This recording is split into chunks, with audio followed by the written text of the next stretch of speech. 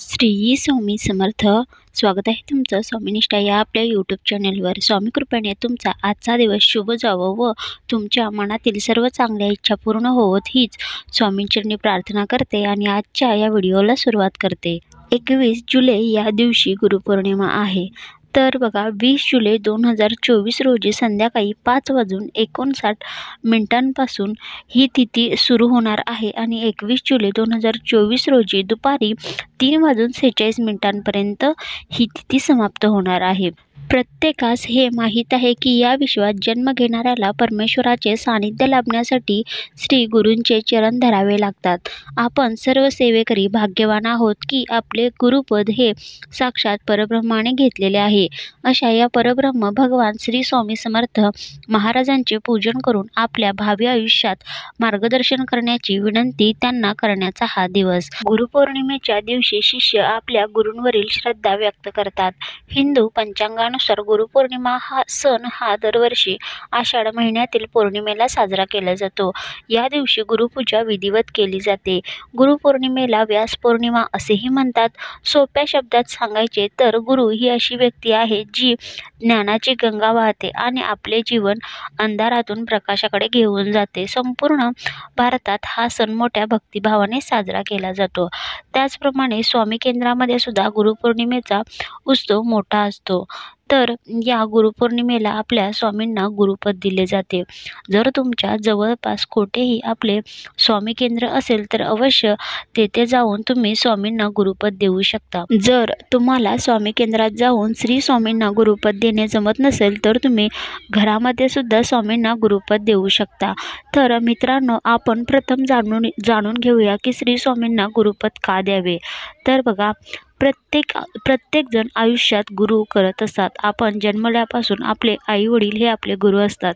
त्यानंतर आपले जे शिक्षक आहेत ते आपले गुरु होतात व आपल्याला आध्यात्मिक प्रगती होण्यासाठी आध्यात्मिक गुरु करावे लागतात.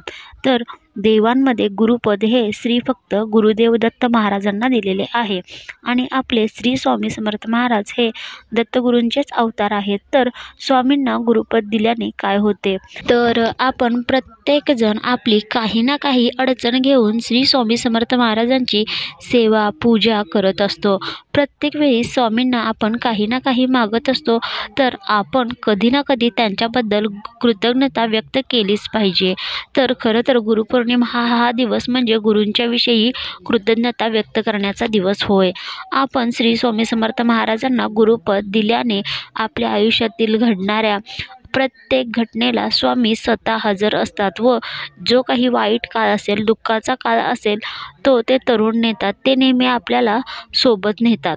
तर बघा, आपल्या आयुष्यात येणारी संकट आहेत ती स्वामी कृपेने संपूर्णपणे नष्ट होत नाहीत, परंतु त्याचा जो प्रभाव आहे आपल्या आयुष्यावर होणारा तो कमी होतो. तसेच एकदा स्वामींना गुरुपद दिले की आपल्या आयुष्यातील सर्व घडणाऱ्या गोष्टींची जी जबाबदारी आहे ते श्री स्वामी समर्थ महाराज स्वतः घेतात व आपली सर्व संकटे दुःखे हरवून घेतात. तर जर तुम्हाला स्वामी केंद्रामध्ये जायला जमत नसेल तर घरच्या घरी गुरुपद कशा पद्धतीने घ्यावे याची सविस्तर माहिती आता आपण पाहूया. तर गुरुपौर्णिमेच्या दिवशी लवकर उठावे, त्यानंतर स्नान आदी विधी करावेत. तुम्ही जर संकल्पयुक्त काही सेवा करत असल्या तर त्या सेवा कराव्या. त्यानंतर श्री स्वामी समर्थ महाराजांची मूर्ती असेल तर तिला अभिषेक करावे. अभिषेक करत असताना श्री स्वामी समर्थ या मंत्राचा मंत्रजाप करावा. अभिषेक तुम्ही पाण्याचा, दुधाचा कशाही पद्धतीने करू शकता. जर तुमच्याकडे मूर्ती नसेल तर फोटो स्वच्छ पुसून घेऊन तिथं ठेवायचा आहे. नंतर स्वामींना खडीसाखर, नारळ यथाशक्ती गुरुदक्षिणा अर्पण करायची आहे. धूप दीप लावायचे आहे. फुले घालायची आहेत. म्हणजे यथासांग अशी स्वामींची फोटोची म्हणा, मूर्तीची म्हणा, पंचोपचारे पूजा करायची आहे. त्यानंतर बघा काय करायचं आहे. श्री स्वामी समर्थ महाराज, आपणच आमचे गुरु, माता, पिता, बंधू, सखा सर्वस्व आहात. आपणच आजपासून पुढील गुरुपौर्णिमेपर्यंत आमचे गुरुपद स्वीकारून आमचा योगक्षेम चालवावा व आमच्याकडून तुम्हीच जास्तीत जास्त सेवा होण्यासाठी आशीर्वाद असावा. अशा पद्धतीने स्वामींना विनंती करायची आहे. आता आपण अभिषेक करताना स्वामींना जे तीर्थ अर्पण केले होते ते तीर्थ त्यातील थोडेसे हातामध्ये घ्यायचे आहे व त्यानंतर अकाल मृत्युहरणम सर्व व्याधी निवारम सद्गुरू श्री स्वामी समर्थ महाराज पादोदक तीर्थ जठरे धारयाम्यहम शिरसा धारयाम्यहम या मंत्राचा मंत्रजाप करायचा आहे व ते तीर्थ डोक्याला लावून थोडेसे प्राशन करायचे आहे। त्यानंतर एक पाठ श्री स्वामी चरित्र सारामृताचे पारायण करायचे आहेत, म्हणजे एकूण 21 अध्यायाचे वाचन करायचे आहे। तसेच 11 माळी श्री स्वामी समर्थ या मंत्राचा मंत्रजाप करायचा आहे। एकतर तुम्ही गुरुपद दिल्यानंतर 11 माळी श्री स्वामी समर्थ जप करू शकता किंवा दिवसभरात जरी संपूर्ण 11 माळी केल्या तरीही चालेल, परंतु ज्या वेळेला तुम्ही गुरुपद देणार आहे त्यावेळेला किमान 1 माळ तरी तुम्हाला श्री स्वामी समर्थ या मंत्राचा मंत्रजाप करायचा आहे। या दिवसापासून स्वामी महाराजांची नित्यसेवा म्हणून रोज 11 माळी श्री स्वामी समर्थ या मंत्राचा जप आणि श्री स्वामी चरित्र सारामृत 3 अध्याय क्रमश वाचन करावे। तसेच घरात दररोज पंचमहायज्ञ कराव्या। ही सेवा जर तुम्ही गुरुपौर्णिमेपासून सुरू केली तर तुमच्या 90% समस्या सुटतील असे परमपूज्य गुरुमाऊलींनी सांगितलेले आहे। या कलियुगात स्वामी महाराजांची सेवा करताना खूप अडचणी येतील, खूप लोक नावे ठेवतील, खूप लोक पाठीमागे बोलतील, आपला अपमान करण्याचा प्रयत्न करतील, खूप लोक विरोध करतील, पण आपण याकडे लक्ष न देता डोक्यात फक्त श्री स्वामी समर्थ महाराजांचे नामस्मरण करायचं।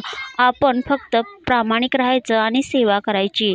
बाकी सर्व पाहायला श्री स्वामी समर्थ महाराज आहेतच।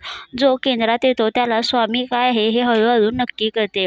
जसं की पोटात अन्न गेल्याशिवाय आपल्याला तरतरी येत नाही, तसंच स्वामींच्या केंद्रात आल्याशिवाय भक्तीची बॅटरी चार्जिंग होत नसते। स्वामी सांगतात, जो आमच्या ताब्यात आहे त्याला कोणी ताब्यात घेऊ शकत नाही। हे वाक्य नीट वाचा। प्रत्येक स्वामी सेवेकरी भक्त साधक यांच्यासाठी खूप महत्त्वाचे आहे। या वाक्याचे आपण अर्थ बघितले तर ते पुढील प्रमाणे आहे आणि या अर्थामधून प्रत्येकाने खूप काही शिकले पाहिजे तरच स्वामी कळतील। जर आपण स्वामींना आपले सर्वस्व म्हणजे माता पिता बंधू मित्र गुरु असे मनात मानत असू तर वरील वाक्य लक्षात घेतले पाहिजे की आपल्यावर कोणीही कितीही अरिष्ट आणले, जारण मारण उच्चाटन प्रयोग केले तरी त्याचा स्वामी भक्तांवर सेवेकऱ्यावर काहीही असर होणार नाही। स्वामी सेवेकऱ्याच्या केसालाही धक्का लागू शकणार नाही।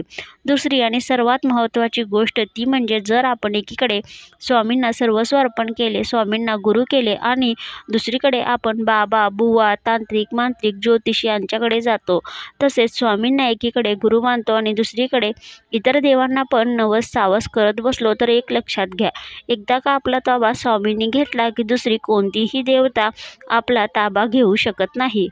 तसेच स्वामींना एकीकडे गुरु मानतो आणि दुसरीकडे इतर देवतांना पण नवस सावस करत बसलो तर एक लक्षात घ्या, एकदा का आपला ताबा स्वामींनी घेतला की दुसरी कोणतीही देवता आपला ताबा घेऊ शकत नाही। कारण स्वामी हे उच्च कोटीतील देवता आहे, मूळ पुरुष आहेत। त्यामुळे जर एवढ्या वरच्या उच्च कोटीतील देवतांकडे आपला ताबा असेल तर मग इतर देवता त्यात ढवळाढवळ करत नाहीत आणि एवढी उच्च कोटीच्या देवतेकडे आपला ताबा असेल तर तेवढी परीक्षा तर घेणार। इतर देवता झटकन प्रसन्न होतात, पण ते सुख थोड्या काळासाठी असतं आणि स्वामी लेट पण थेट असतात। त्यामुळे स्वामींना सर्वस्व अर्पण करा। स्वामी परीक्षा घेतील खूप, पण मग त्या याच जन्माचे नाही तर पुढील अनेक जन्माचे प्रारब्धाचे कल्याण करतात। स्वामी योग्य वेळी योग्य ते देतात, पण कायमस्वरूपी असतं। त्यामुळेच आपण ठरवा की स्वामींना आपला ताबा द्यायचा की इकडे तिकडे डोके आपटत फिरायचे, हे आपणच ठरवा। तर अशी ही गुरुपद देण्याविषयी आणि गुरुपौर्णिमेविषयीची माहिती। अजून जर चॅनलला सबस्क्राईब केले नसेल तर सबस्क्राईब करा, घंटी या बटनावर प्रेस करा म्हणजे व्हिडिओचं नोटिफिकेशन येईल। तर भेटूया अशाच एका स्वामी सेवेच्या नवीन व्हिडिओसोबत, तोपर्यंत श्री स्वामी समर्थ।